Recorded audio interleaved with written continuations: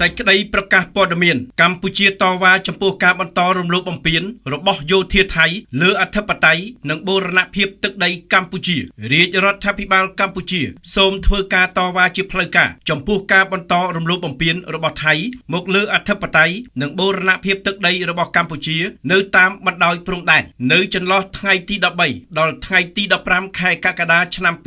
2026កងកម្លាំងប្រដាប់អាវុធថៃបានធ្វើសកម្មភាពឈូសឆាយដីធ្វើផ្លូវថ្មីនៅចន្លោះបង្គោលព្រំដែនលេខ8និងលេខ9ក្នុងតំបន់តាទុំស្រុកអន្លង់វែងខេត្តឧត្តរមានជ័យដែលរំលោភចូលជ្រៅទៅក្នុងទឹកដីកម្ពុជាការរំលោភបំពានបន្ថែមទៀតបានកើតឡើងនៅចន្លោះថ្ងៃទី15ដល់ថ្ងៃទី19ខែកក្កដាឆ្នាំ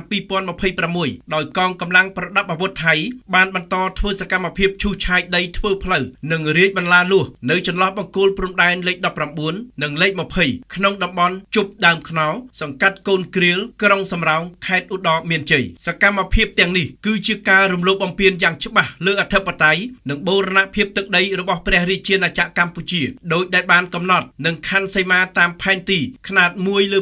200,000ផលិតដោយគណៈកម្មការកំណត់ព្រំដែនរវាងឥណ្ឌូចិននិងសៀមស្របតាមអនុសញ្ញាបារាំងសៀមឆ្នាំ1904និងសន្ធិសញ្ញាឆ្នាំ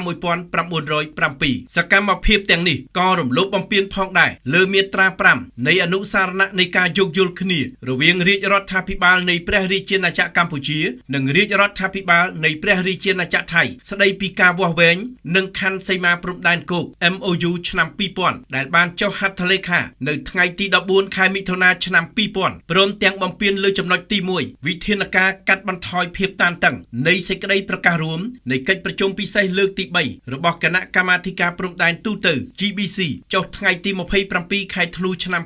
2025ដែលភាគីទាំងពីរបានព្រមព្រៀងគ្នាប្រគល់ជូនគណៈកម្មការចម្រុះខណ្ឌសីមាព្រំដែនគោក JBC ដើម្បីបន្តការងារវាស់វែងនិងបោះបង្គោលព្រំដែនឲ្យបានឆាប់បំផុតស្របតាមកិច្ចព្រមព្រៀងដែលមានស្រាប់រវាងប្រទេសទាំងពីររាជរដ្ឋាភិបាលកម្ពុជាសូមបញ្ជាក់ជាថ្មីថាកម្ពុជាមិនទទួលស្គាល់ជាដាច់ខាតនៅខ្សែបន្ទាត់ព្រំដែនឬការទាមទារទឹកដីជាឯកតោភាគីរបស់ប្រទេសថៃនោះឡើយហើយសកម្មភាពដែលបានរៀបរាប់ខាងលើនឹងមិនប៉ះពាល់ដល់សិទ្ធិស្របច្បាប់ឬជំហររបស់ព្រះរាជាណាចក្រកម្ពុជាតាក់ទងនឹងខ្សែបន្ទាត់ព្រំដែនអន្តរជាតិរបស់ខ្លួនឡើយរាជរដ្ឋាភិបាលកម្ពុជាទាមទារឲ្យប្រទេសថៃបញ្ឈប់សកម្មភាពបែបនេះនៅក្នុងតំបន់ដែលបានកើតឡើងខាងលើក៏ដូចជានៅតំបន់ផ្សេងទៀតដែលត្រូវបានកាន់កាប់ដោយខុសច្បាប់ដោយកងកម្លាំងប្រដាប់អាវុធថៃតាំងពីឆ្នាំមុនដើម្បីកាត់បន្ថយភាពតានតឹងជំរុញការជឿទុកចិត្តគ្នាទៅវិញទៅមកសម្របសម្រួលដល់ការដោះស្រាយជម្លោះដោយសន្តិវិធីដើម្បីស្ដារឡើងវិញ